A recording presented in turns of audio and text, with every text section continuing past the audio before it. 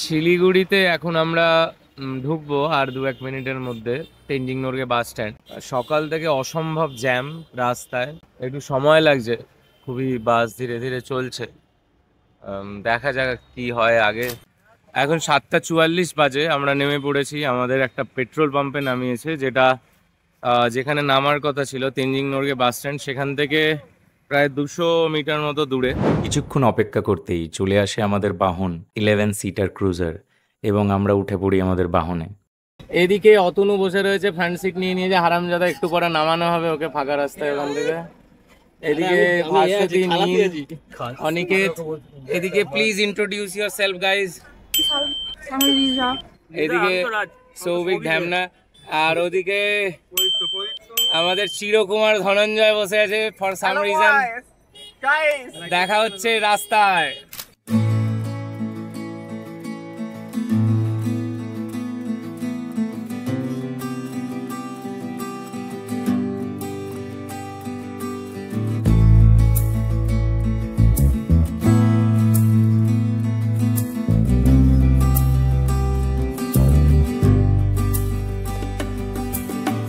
পেরিয়ে যাচ্ছে এখন তিস্তা রেলগেট।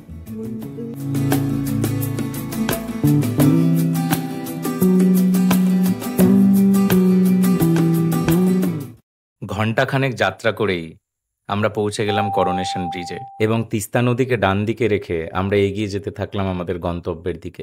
এবার আমরা এখান থেকে গরুবাথানের রাস্তায় উঠবো করোনেশন ব্রিজ ক্রস করার পর।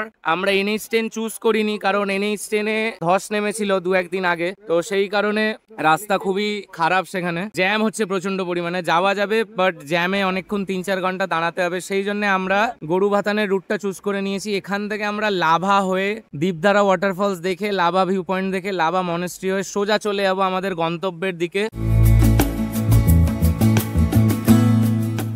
এরপর আমরা উঠে পড়ি NH17-এ, যা পশ্চিমবঙ্গে সেবককে কানেক্ট করে আসামের গুয়াহাটির সঙ্গে। বর্ষাকালে পাহাড়ে আসা রিস্কি হলেও একমাত্র এই সময়েই চারিপাশটা এত সবুজ দেখায়, যা ক্যামেরায় বন্দি করা সম্ভব নয়। এই দৃশ্য উপভোগ করতে হলে শরীরে একটু কষ্ট দিয়ে এবং একটু রিস্ক নিয়ে আপনাকে আসতেই হবে পাহাড়ে।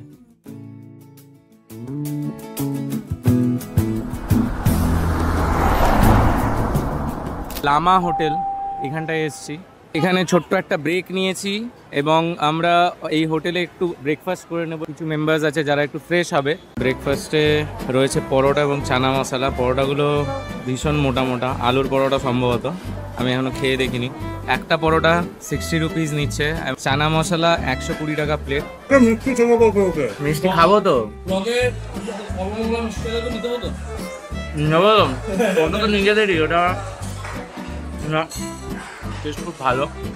পরোটা মোটা হবার সত্ত্বেও খুব নরম, এবং চানা মশলাও খুব ভালো করে রান্না করেছে ক্যাপসিকাম দিয়ে, ভীষণ ভালো টেস্ট। প্রাইস হিসেবে ঠিক আছে পাহাড়ের, এবং প্রাইস হিসেবে টেস্টও ভালো। আমাদের ব্রেকফাস্ট হয়ে গেছে, এখন আমাদের পেট প্রচণ্ড পরিমাণে ভরে গেছে। এবার আমরা এগিয়ে যাব আমাদের গন্তব্যের দিকে।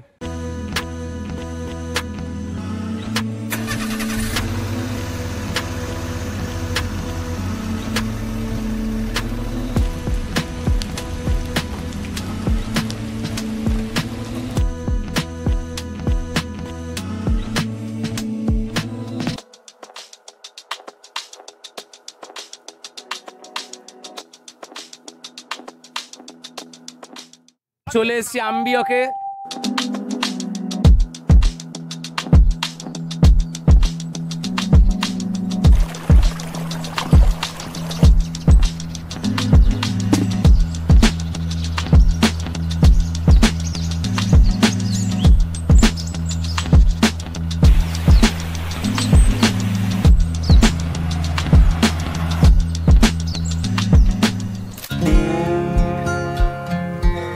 আম্বিয়কে বেশ কিছুক্ষণ সময় কাটানোর পর আমরা বেরিয়ে পড়ি আমাদের নেক্সট ডেস্টিনেশন দীপধারা ওয়াটারফলসের উদ্দেশ্যে। দুর্ভাগ্যবশতভাবে বর্ষাকালে জলের স্রোত খুব বেশি থাকায় বন্ধ করে দেওয়া হয়েছিল জলপ্রপাতের সমস্ত এন্ট্রি। তাই ব্রিজের ওপর থেকে কিছু ছবি এবং ভিডিও তুলে আমরা এগিয়ে যাই আমাদের নেক্সট ডেস্টিনেশনের উদ্দেশ্যে।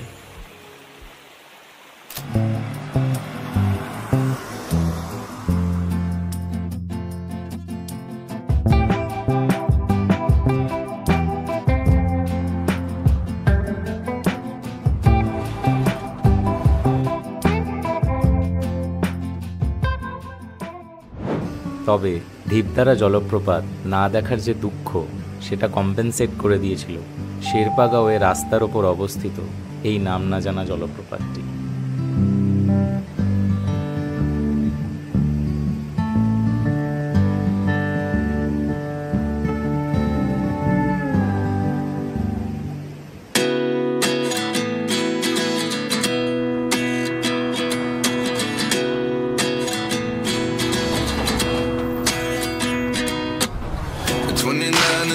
Myself wondering what did happen to the last 10. I ran away with my life, fast forward. Neora valley national park পেরিয়ে চলে এসেছি এখন লাভাতে। লাভাতে আমরা লাভা মনেস্ট্রিটা দেখব, লাভা ভিউ পয়েন্ট দেখব, তারপর আমরা এবার চেষ্টা করব যে আর কোথাও না দাঁড়ানোর। প্রচুর দাঁড়ানো হয়ে যাচ্ছে, আমাদের স্টপেজ বেশি হওয়ায় আমাদের টাইম একটু বেশি লাগছে। তো আমরা চেষ্টা করব এবার তাড়াতাড়ি র্যাপ আপ করে বার্মেকে ঢোকার হোমস্টেতে, কারণ ওখানেও টাইমে না ঢুকলে লাঞ্চ পাবো না আজকে।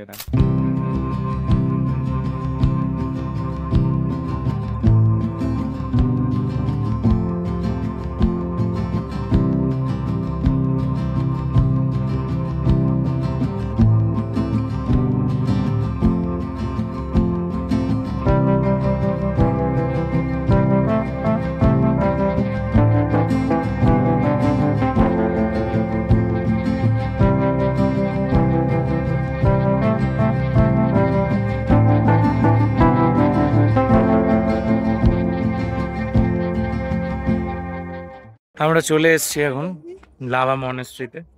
আসার পথে খুব সুন্দর ভিউ পয়েন্ট পাওয়া যায়, ভীষণ সুন্দর মনেস্ট্রি।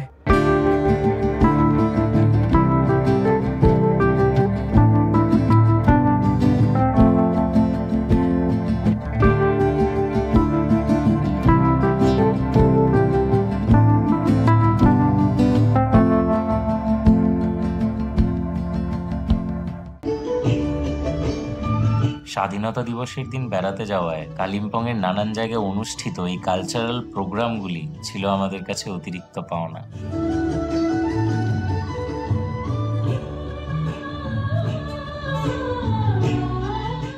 আমাদের লাভা মনেস্ট্রি দেখা কমপ্লিট হয়ে গেছে। এখন আমরা নেক্সট লাভা ফরেস্ট যাব সম্ভবত। এখন বাজে 2:50। এখান থেকে ভিউ পয়েন্ট যেতে 10 মিনিট, এবং সেখান থেকে আমাদের হোমস্টে যেতে আরো 45 মিনিট, 40-45 মিনিট মতো লাগবে। মেঘের মধ্যে দিয়ে চলেছি আমরা।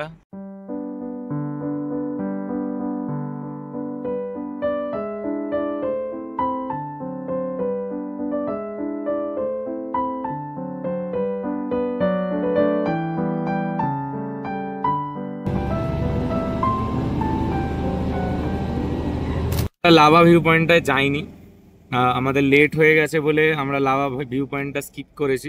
ড্রাইভার দাদা জানালেন এই রাস্তাটির নাম 6 মিল, এবং এখান থেকে ডান দিকে ঘুরে গেলেই আপনি পৌঁছে যাবেন ঋষভ। এইবারের মতো ঋষভের মায়া ত্যাগ করে আমরা এগিয়ে যেতে থাকলাম আমাদের ডেস্টিনেশন বার্মেকের দিকে। আবার দেখা হবে ঋষভে কোনো এক নেক্সট অ্যাডভেঞ্চারে।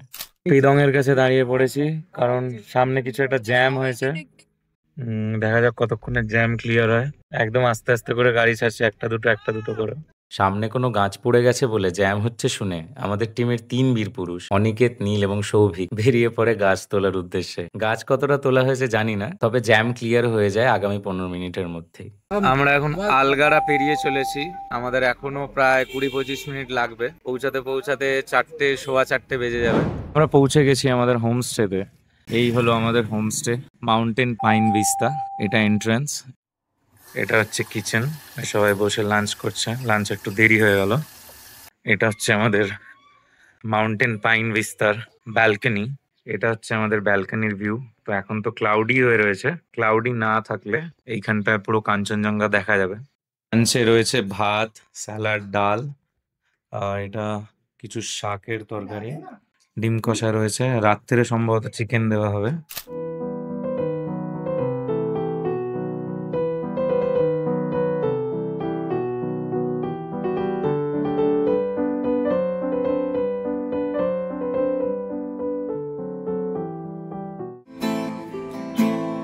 মাঝে মাঝে দেখি তোকে ও বাট্রাম লাইনের ধারে ঘেসে, একবার যদি একবার দাঁড়া শেষে बचपन तो गया जवानी भी गई एक पल तो हमें जीने दो ना ना ना ना ना ना ना ना ना ना।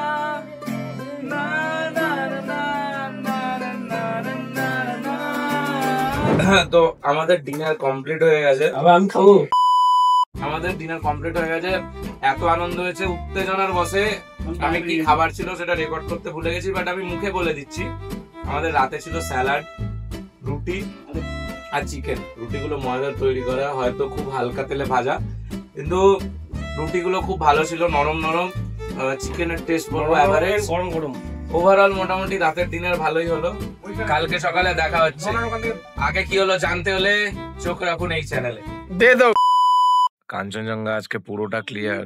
আমরা বেরিয়ে পড়েছি ইতিমধ্যে আমাদের হাইকিং ট্যুরে। ভাস্বতী জোকের বউনি করে ফেলেছে, পুরো জোকে ভরে গেছে। অর্ধেক টিম ফেরত চলে গেছে। এই যে প্রচুর পরিমাণে জোক, প্রচন্ড জোরে স্লিপ খেয়েছি। এই আমরা ঢুকছি, যা কষ্ট করলাম সেগুলো যেন সার্থক হয়।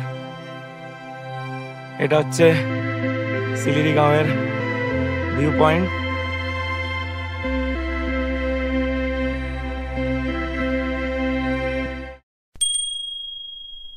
আমাদের খাওয়া দাওয়ার পর রিফ্রেশমেন্টের জন্য আমরা এখন একটা জয়েন্ট ফুকতে যাইতেছি। ব্যাস, ক্যামেরায় তাকাবি না, মা তোর তো চুলই উঠছে না বে, চুল উড়ে টাকটা ফাঁকা হয়ে গেছে। স্মাইলটা দে। হ্যাঁ, বাপরে কতটা বেরোইলো রে, বাপরে বাপরে। ওইটার দিকে তাকিয়ে থাকবে লোক। Test is good. পরোটাগুলো মোটা হওয়া সত্ত্বেও বেশ নরম। ভাস্বতী যেহেতু একটা পুরো খেতে পারবে না, জায়গা নেই, দেখিনি। জায়গাটার নাম হচ্ছে ওদলবাড়ি, ওদলাবাড়ি। আমরা ওদলবাড়ি ডিস্ট্রিক্টের কাছে একটা হোটেল, লামা হোটেল। তুলোর মতো সুন্দর সুন্দর মেঘ, তুলোর মতো সুন্দর সুন্দর মেঘ। তো ওয়েদার এত, দাঁড়া এক সেকেন্ড।